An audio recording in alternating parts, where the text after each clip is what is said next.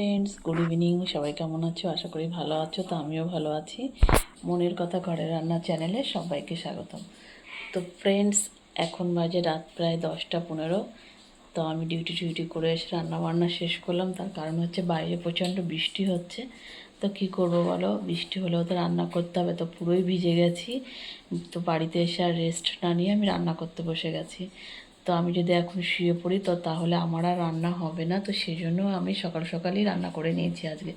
যেহেতু আমি এত সকালে করি না, তবুও করে নিয়েছি। তো আজকে রাতে আমি খুব সিম্পলি রান্না করেছি। তার কারণ হচ্ছে আমি যেহেতু একটু রাতে রান্না করে রাখি আর সকালে কিছুটা করলে আমার একটু সকালের কষ্টটা কম হয়। তো সেই জন্য আজকে রাতে নিজের মতো একটুখানি রান্না করে নিয়েছি। তো রান্না করেছি, দেখো তোমাদের সাথে শেয়ার করছি। হচ্ছে লুচি আর আলুরদম, আমার খাবার মতো। তার কারণ হচ্ছে আমি যদি মানে ভাত রাতে তো আমি খাই না, আর আমি খেতেও পারবো না। জাস্ট তোমাদের রাতের খাবারটা একটু শেয়ার করলাম। তো তোমরা সবাই ভালো থেকো, সুস্থ থেকো। Tata, good night.